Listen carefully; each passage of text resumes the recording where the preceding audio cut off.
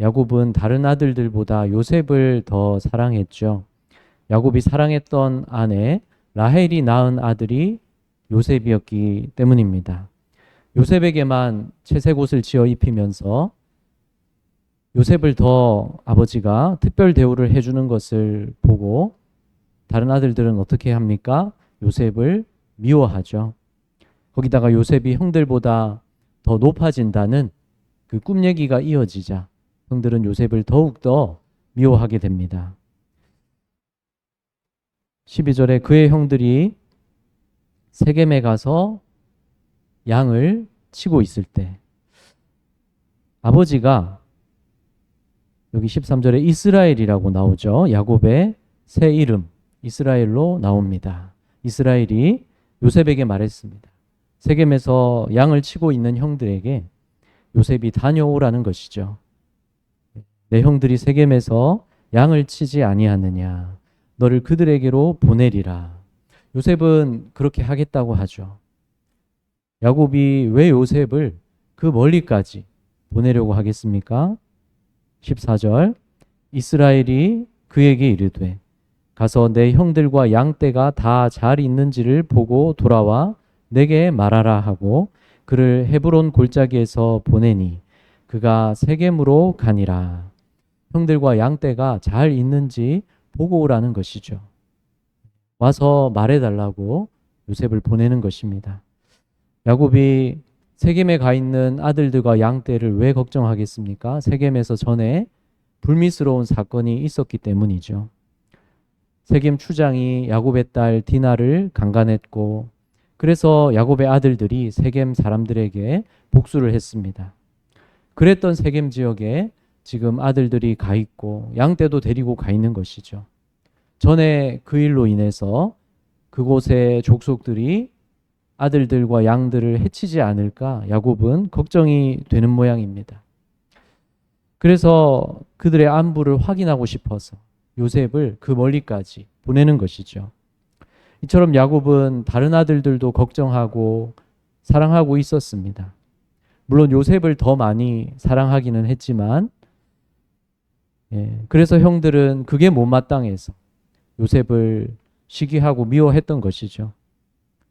그럴 만도 합니다. 그렇지만 형들이 꼭 그래야만 했을까 생각해 본다면 어떻습니까?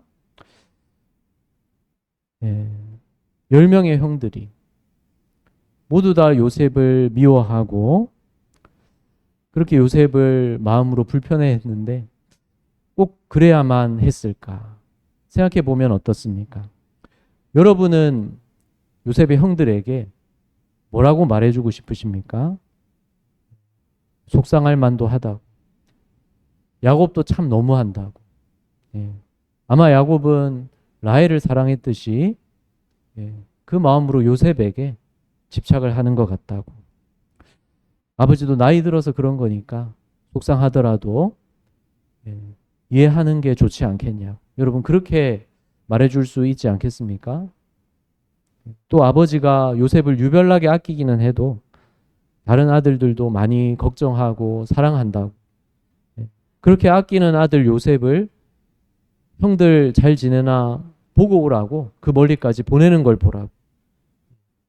이걸 보면 아버지가 표현을 안 해서 그렇지 다른 아들들도 항상 생각하고 있다고. 그렇게 여러분이 말해줄 수 있지 않겠습니까? 근데 이것이 가능한 건 본인들이 먼저 그렇게 생각하기는 힘든 것이죠. 우리가 성경에서 그들을 바라보면서 객관적인 입장에서는 이렇게 말해줄 수 있겠다 생각할 수 있는 것이죠. 우리 자신의 일에 대해서도 이렇게 객관적 입장에서 바라보는 것이 필요합니다.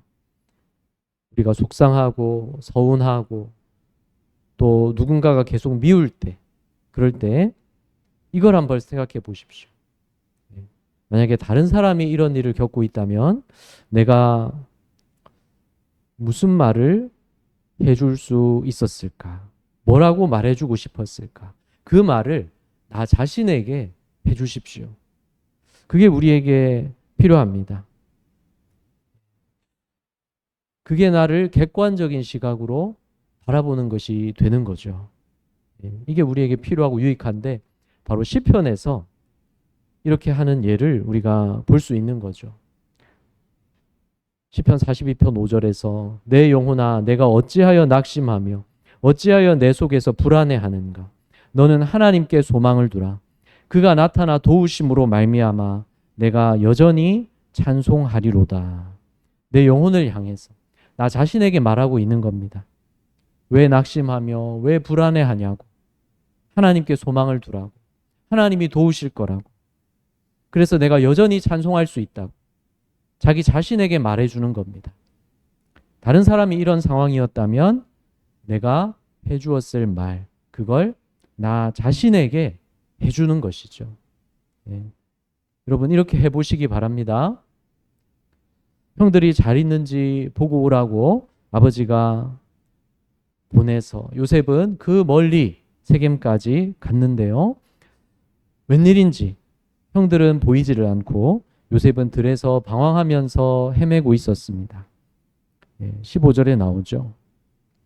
근데 마침 어떤 사람이 그런 요셉을 만나서 무엇을 찾느냐 물어보는 겁니다.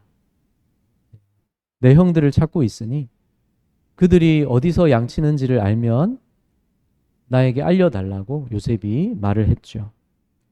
그러자 그 사람이 말합니다. 그들은 여기를 떠났어.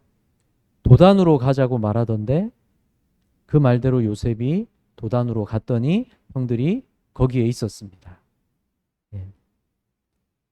형들도 멀리서 요셉이 오는 것을 봤는데 그런데 미워하던 요셉을 그 외딴 곳에서 보게 된 거죠. 요셉은 혼자 왔고 거기는 아버지가 없고 다른 보는 사람들도 없었습니다. 그럴 때 형들의 마음에 무슨 생각이 일어납니까? 요셉을 죽여야겠다는 생각이 일어나는 것이죠. 그리고 정말 생각만 한 것이 아니라 그렇게 하려고 함께 계획했습니다. 그들이 요셉을 멀리서 보고 죽이기를 꾀하여. 자신들에게로 오는 요셉을 보면서 형들은 서로 이렇게 말했죠. 19절 서로 이르되 꿈꾸는 자가 오는도다. 요셉이 꾸었던 꿈에 대해서 비웃으면서 조롱하며 말했던 것입니다. 꿈꾸는 자가 오는도다.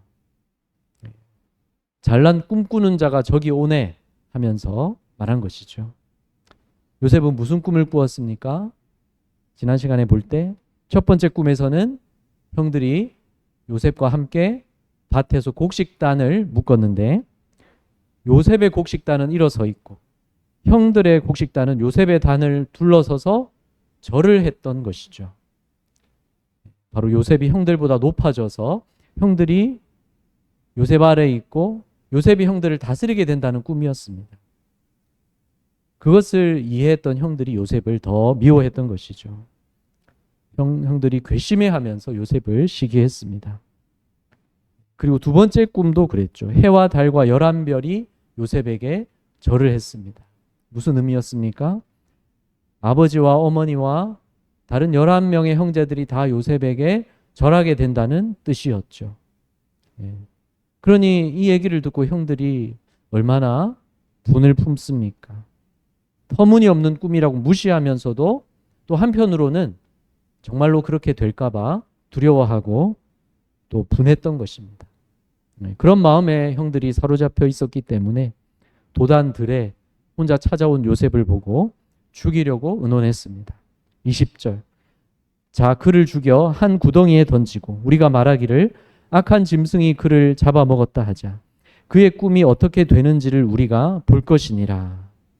요셉을 죽여서 구덩이 속에 던져버리고 아버지께는 짐승이 그를 잡아먹었다고 말하자. 이렇게 모의하는 것이죠.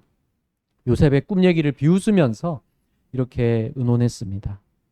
이미 그들의 마음속에는 요셉에 대한 미움이 자리 잡고 있었기 때문에 그 미움이 이때의 상황, 그 외진 곳에서 요셉을 마주한 이 상황이 되자 그 미움이 악한 계획으로 이어지고 그리고 실행하게 되는 것이죠. 그래서 미워하는 것도 살인과 같다고 말씀하는 것입니다. 요한일서 3장 15절 그 형제를 미워하는 자마다 살인하는 자니. 예수님이 이렇게 하신 말씀이 근거가 되는 것이죠. 산상수훈에서 마태복음 5장 21절과 22절 옛사람에게 말한 바 살인하지 말라. 누구든지 살인하면 심판을 받게 되리라 하였다는 것을 너희가 들었으나 나는 너희에게 이르노니 형제에게 노하는 자마다 심판을 받게 되고. 형제에게 노하는 자 이미 살인하는 것과 같다는 겁니다. 미워하는 것이 곧 살인과 같다는 겁니다. 형들이 요셉을 미워하는 동안 범죄는 이미 시작되고 있었습니다. 이게 그들만의 일은 아니죠. 우리도 그들처럼 시기한 적이 있습니다. 질투한 적이 있습니다. 미워한 적이 있습니다. 또 반대로 누군가가 우리를 시기하고 질투한 적도 있죠. 누군가가 우리를 미워한 적도 있습니다. 우리가 서로 시기하고 또 미워하고 또 서로 분을 품을 때 어떻습니까? 이미 우리는 죄를 짓고 있었습니다. 그렇기 때문에 우리 마음에 미움이 자리 잡지 않도록 처리해야 되는 것입니다. 시기나 분노가 우리의 마음에 생길 때 그것을 계속 키우고 있지 말아야 되는 것입니다. 그래서 자기 자신에게 말해줘야 됩니다. 마치 다른 사람에게 말하듯이 나 자신에게 물어보십시오. 많이 화났어? 왜 화났어? 많이 미워? 왜 미운데? 나 자신에게 물어보십시오. 그렇게 물어보는 순간 객관적인 입장에서 나를 보는 것이죠.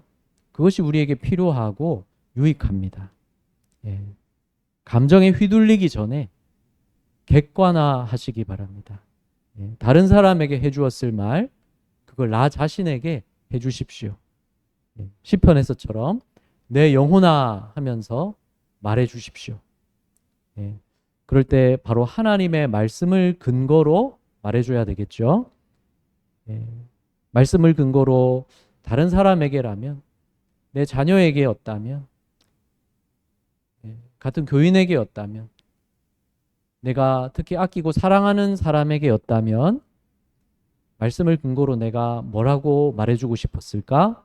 그 말을 나 자신에게 해주는 겁니다. 그게 곧 말씀을 나에게 적용하는 것과 같죠. 우리가 말씀을 읽고 또 듣고 배우고 묵상하고 외우기도 하고 또 적어보기도 하고 왜 하는 겁니까? 말씀을 내 삶에 적용하기 위해서 하는 거죠. 그리고 그 말씀대로 살아가기 위해서 하는 거죠. 주님 뜻대로 살기 위해서. 그래서 우리가 말씀을 우리 마음에 담아야 되는 것입니다. 말씀을 근거로 다른 사람에게라면 무슨 말을 해줬을까? 그 말을 나 자신에게 해주는 게 필요하고, 특히 격한 감정에 우리가 휘말리기 쉬울 때 나 자신에게 말해주는 게 필요합니다. 그때 내 격한 감정을 누그러지게 하는데 도움이 되는 것이죠. 차분히 생각하게 하는데 도움이 됩니다. 일단 그게 필요한 것이죠. 신체적으로도 연구에 따르면 빨라진 심박수, 우리가 화나고 또 스트레스 받으면 심박수가 더 빨라지죠. 심장이 더 빨리 뜁니다. 분노가 올라옵니다. 그럴 때 나 자신에게 차분히 가라앉도록 말해주는 것, 다른 사람에게 해줬을 말을 나에게 해주는 것, 그게 신체적으로도 내 심박수를 낮춰주고 또 스트레스 받으면 나오는 호르몬을 그 수치를 낮춰주는데 실제로 효과가 있다는 그런 연구 결과가 있는데요. 그렇게 마음이 격해지는 것을 잠시 멈춘 후에 뭘 해야 됩니까? 하나님께 귀를 기울여야죠. 내가 나 자신에게 말할 뿐만 아니라 하나님께 귀를 기울여야 됩니다. 하나님 앞에 엎드려야 되죠. 그때 하나님이 우리에게 응답해 주십니다. 그렇게 믿으십니까? 하나님께 귀를 기울이며 나아갈 수 있도록, 하나님께 기도하며 엎드릴 수 있도록 여러분의 마음을 차분히 해야 될 때 여러분의 그 격한 감정을 누그러지게 해야 될 때 내 영혼아 하고 부르면서 말해 주시기를 바랍니다. 그런데 요셉의 형들은 그렇게 했으면 좋았겠지만 미움과 분노를 계속 마음에 품고 있었죠. 계속 키우고 있었습니다. 그래서 결국은 요셉을 죽이려고 모의하는 데 이르렀습니다. 그런데 다행히도 형들 중에서 장남인 르우벤은 생각을 다르게 했습니다. 21절 같이 한번 읽습니다. 시작. 21절 르우벤이 듣고 요셉을 그들의 손에서 구원하려 하여 이르되 우리가 그의 생명은 해치지 말자. 르우벤이 형제들에게 요셉의 생명은 해치지 말자고 했습니다. 22절 읽습니다. 르우벤이 또 그들에게 이르되 피를 흘리지 말라. 그를 광야 그 구덩이에 던지고 손을 그에게 대지 말라 하니 이는 그가 요셉을 그들의 손에서 구출하여 그의 아버지에게로 돌려보내려 함이었더라. 르우벤은 요셉을 직접 피 흘려 죽이지 말라고 산채로 빈 구덩이에 던져놓기만 해도 거기서 죽을 텐데 직접 해치지 말자고 그렇게 하지 말라고 그렇게 장남 르우벤이 말했던 것이죠. 그러니 아우들이 맏형의 말이니까 따랐던 것입니다. 그런데 구덩이에서 혼자 빠져나올 수 없으니까 던져놓으면 어차피 거기서 굶어 죽던지 체온이 떨어져서 죽던지 결국 죽게 되는 것이죠. 어차피 죽을 거니까 죽여서 구덩이에 던지는 것을 우리가 직접 하지 말고 그냥 구덩이에 던져놓기만 하자. 그렇게 르우벤이 말했습니다. 그렇게 말한 것은 어떤 생각이 있었기 때문이었습니까? 나중에 르우벤이 요셉을 구덩이에서 건져서 아버지께 돌려보내려고 이렇게 말한 것입니다. 르우벤이 왜 이렇게 했겠습니까? 르우벤 역시도 요셉을 미워했을 텐데요. 요셉을 미워하지 않은 형들이 있다는 얘기가 없었으니까요. 르우벤도 요셉을 미워했을 텐데 그래도 장남이었기 때문에 동생을 죽일 수는 없다고 생각한 게 아니겠습니까? 또는 어쩌면 르우벤이 아버지의 처 비라와 동침해서 그래서 아버지의 눈밖에 났을 텐데 요셉을 지켜주어서 아버지의 마음을 다시 얻으려고 이렇게 했을 수도 있겠죠. 아무튼 이때에 그 형제들 중에 그나마 양심이 살아있던 것은 르우벤이었습니다. 르우벤은 아버지의 첩과 동침하는 죄를 저지르기는 했지만 다른 형제들처럼 요셉을 죽이려고 하지는 않았습니다. 이렇게 사람마다 성향이 다르죠. 한 배에서 난 자녀들 형제라도 다 다르죠. 사람마다 다 성향이 다르고 그래서 사람마다 더 범하기 쉬운 죄도 다를 수 있는 것이죠. 어떤 사람은 성적인 유혹에 더 약할 수가 있고 또 어떤 사람은 돈에 더 약할 수가 있고 어떤 사람은 시기 질투를 더 많이 느낍니다. 또 어떤 사람은 욱하는 분노를 조절하는 게 더 힘든 사람도 있는 것이죠. 전쟁 전략에 대한 고전인 손자병법에 지피지기 백전불태라는 말이 나옵니다. 적을 알고 나를 알면 100번을 싸워도 위태롭게 되지 않는다는 뜻인데 흔히 지피지기면 백전백승이라는 말로 더 많이 쓰이고 있죠. 중요한 것은 적에 대해서와 나에 대해서 잘 아는 게 꼭 필요하다는 사실입니다. 그래야 싸움에서 위태로운 상황에 놓이지 않는다는 것이죠. 나를 알아야 또 적을 알아야 승리할 수 있다는 겁니다. 영적인 싸움에서도 우리가 죄와 마귀에 대해서도 알아야 되는데 나 자신에 대해서 꼭 알아야 되는 것입니다. 나는 주로 어떤 성향인지, 나는 어떤 죄를 더 범하기 쉬운지 여러분 알고 계십니까? 대부분 알고 계시죠? 이것을 생각하면서 내 마음이 위태로워지지 않도록 지혜롭게 행해야 되겠습니다. 내가 어떻게 죄짓기 쉬운지를 안다면 계속 그대로 반복하지 않도록 조치를 해야 되는 것이죠. 싸움의 전략이 필요하고 그 전략을 실행에 옮겨야 되는 것인데 오늘 시편의 예로 말씀드리는 전략이 이것이죠. 내 영혼아 나를 부르며 말해주는 것. 내 영혼아 전략입니다. 내가 가장 아끼고 사랑하는 사람이 나처럼 이렇게 죄 지으려고 한다면 내가 무슨 말을 해주고 싶을까?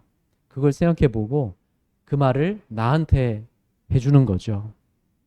내 영혼아 하면서 말해주는 겁니다. 내 영혼아 전략. 이게 우리에게 필요하고 유익합니다. 요셉의 형들이 이렇게 해서 자기들의 상황을 객관적으로 볼 수 있었다면, 그렇게 한번 생각해 보려고 했다면 어땠을까요? 그게 쉽지만은 않았겠지만 같은 상황을 또 다른 관점으로 볼 수 있지 않았겠습니까? 그랬을 수 있겠죠. 멀리 도단까지 자기들을 찾아온 요셉을 봤을 때 형들이 어떻게 반응했습니까? 꿈꾸는 자가 오는도다 하면서 비아냥거리고 요셉을 죽이려고 모의했는데요. 근데 만일 그 상황을 조금이라도 객관적으로 바라볼 생각을 했다면 이럴 수도 있지 않았겠습니까? 아버지가 그렇게 유별나게 아끼시는 요셉을 이 멀리까지 혼자 보냈네. 그럴 만큼 우리를 걱정하셨구나. 그래, 아버지가 표현은 안 하시지만 지금도 우리를 걱정하고 계시는구나. 이런 생각을 할 수도 있지 않았겠습니까? 그런데 형들은 미워하고 분노하는 마음만 키우고 있었기 때문에 요셉이 이 멀리까지 찾아온 걸 봤을 때, 아버지가 요셉을 이 멀리까지 혼자 보낸 걸 봤을 때도 이런 생각만 하는 거죠.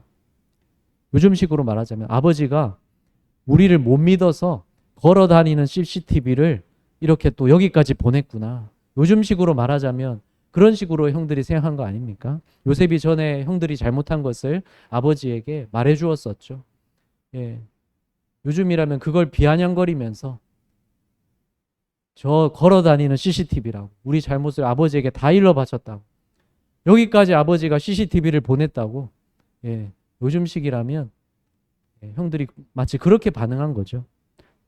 저 꿈꾸는 자가 오는도다 하면서 이렇게 비웃으며 조롱하면서 이렇게 미워하는 마음으로 바라봤지 않습니까? 그 미움은 사람들이 보지 않는 그곳에서 악한 계획으로 이어지고 그것이 곧 실행됐습니다. 그래서 23절 보면 요셉이 형들에게 도착하자 형들이 다짜고짜 요셉을 붙잡아서 그 옷을 벗겼습니다.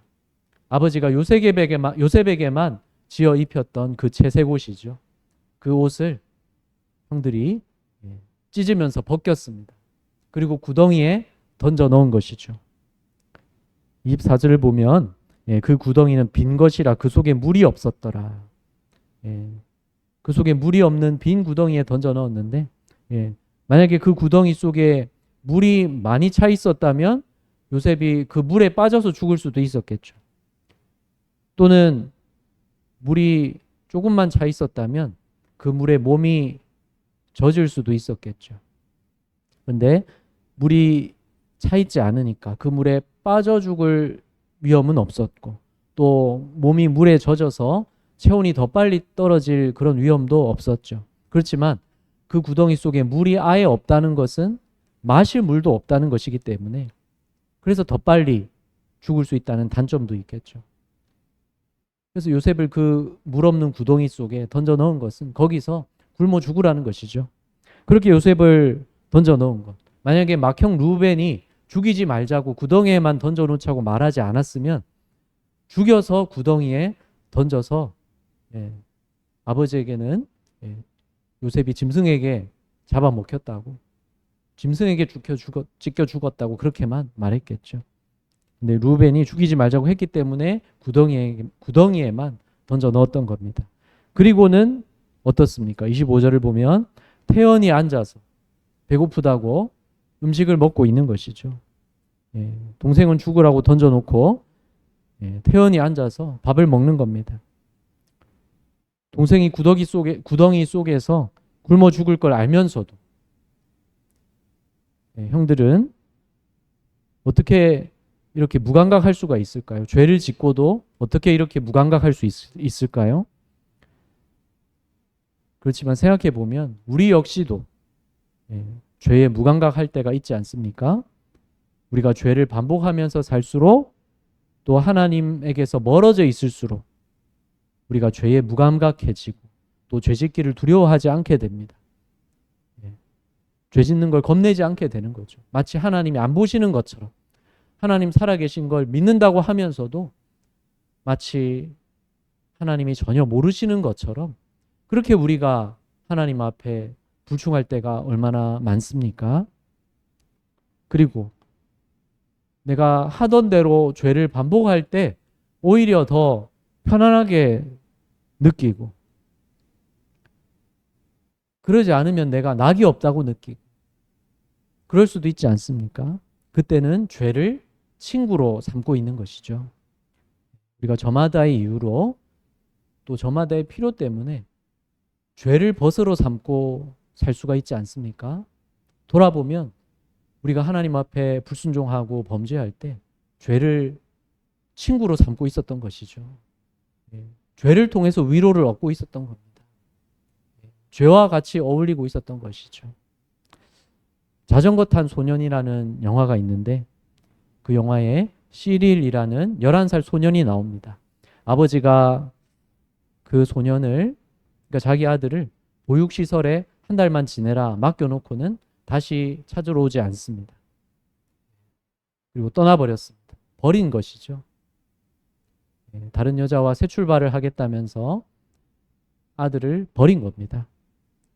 그렇게 버림받은 소년 시릴, 상처받은 소년 시릴을 우연히 마주친 사만다라는 여자가 주말마다 맡아줍니다.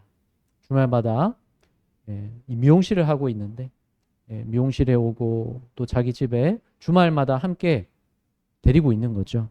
그러면서 같이 따뜻하게 대해주면서 주말마다 그렇게 사랑을 베풀어 주는데, 그런데 동네에 그 질 나쁜 형이 이 시릴을 지켜보다가 잘해주면서 접근을 합니다. 그러니까 시릴은 이 형을 친구처럼 착각하는 것이죠. 그 형을 고맙게 생각하고 그 형에게서 아빠의 빈자리를 자기도 모르게 채우며 그 형을 자기도 모르게 의지하고 그 형에게 조종당하고 있는 거죠. 그래서 결국에는 그 형이 시릴에게 야구 방망이를 들려주면서 훈련을 시켜가지고 강도짓을 시킵니다. 만약에 사만다라는 여자가 없었다면, 그 사만다가 시릴을 다시 또 받아주고 대신 책임져 주지 않았다면 그 어린 소년 시릴은 그렇게 다른 여느 범죄자들처럼 영영 길을 잃고 범죄의 길로 그렇게 가게 됐겠구나, 그런 생각이 들게 되는데, 시릴이 그 동네 형의 말대로 시키는 대로 강도짓을 무감각하게 그렇게 했던 것은 그 형을 친구로 잘못 알았기 때문입니다. 너무나 외로웠기 때문에 그 형을 의지하게 된 거죠. 그런데 누구나 외롭고 마음이 힘든 순간이 다 있지 않습니까? 그럴 때 우리가 영적으로 취약해져 있는 것입니다. 그때 우리가 죄와 친구 되기 쉬운 것이죠. 외롭고 힘들어도 죄가 친구인 줄 착각하면 안 되는 것입니다. 소년 시릴에게 잘해줬던 동네 형이 친구가 아니라 시릴을 가스라이팅하고 이용하려고 한 거죠. 죄와 마귀도 그렇습니다. 우리를 이용하려고 하는 거죠. 이제 우리가 죄의 종이 아닌데도 불구하고 여전히 우리가 죄의 종인 것처럼 살게 하려는 겁니다. 우리가 어떤 상황에서도 마귀에게 속지 말아야 되겠습니다. 죄가 친구인 줄 착각하지 말아야 되겠습니다. 우리의 영원한 참 친구가 되어주시는 분은 누굽니까? 예수님이십니다. 예수님이 우리에게 참 친구가 되어주십니다. 예수님이 우리의 마음을 알아주십니다. 우리가 외로울 때 예수님이 우리의 마음을 잘 알고 계십니다. 우리가 힘들 때 예수님이 그 힘든 마음, 예수님이 제일 잘 알아주십니다. 하나님이시며 하나님의 아들이신 그분이 우리 위에 낮아지셔서 우리 친구가 되어주신다는 사실, 그것은 곧 우리와 마음을 같이 해주시고 우리 얘기를 들어주시고 우리와 함께 해주신다는 것이죠. 그런 참 친구가 되어주시는 분, 우리 예수님이십니다. 죄와 마귀에게 속지 마시기 바랍니다. 오늘 말씀을 생각하면서 나 자신과 또 나의 상황을 감정에만 휘둘리지 말고 상황 따라만 휘둘리지 말고 객관적으로 바라보는 게 필요하다는 거 생각하시기 바랍니다. 우리 마음속에 시기나 분노가 있을 때 그것을 계속 키우지 마십시오. 어떻게 해야 됩니까? 그런 생각이 마음에 자리 잡게 그냥 두지 마십시오. 그래서 어떻게 해야 됩니까? 시편에서처럼 내 영혼아 하면서 말해 주십시오. 내가 가장 아끼고 사랑하는 사람이 잘못 행하는 걸 본다면 내가 아끼는 그 사람이 어려워하고 힘들어하고 있는 걸 본다면 또 나처럼 죄 지으려고 하는 걸 본다면 내가 무슨 말 해줬을까? 그걸 생각해 보고 그 말을 여러분 자신에게 해주시기 바랍니다. 나는 어떤 죄를 더 범하기 쉬운지 그걸 생각하면서 그걸 미리 생각하고 내 영혼아 네가 어떻게 하기 쉬운지 잘 알지? 여러분 미리 말해 주시기 바랍니다. 그렇게 하는 게 내가 악한 감정과 계획에 휘둘리지 않는데 도움이 되고 그리고 하나님께 귀 기울일 수 있도록 내 마음이 준비되게 도움이 되는 것이죠. 그 마음으로 하나님 앞에 엎드리시기 바랍니다. 하나님께서 응답하시고 여러분을 붙들어 주시고 인도해 주십니다. 그 은혜 앞에 믿음으로 나아가시기 바랍니다. 기도하겠습니다.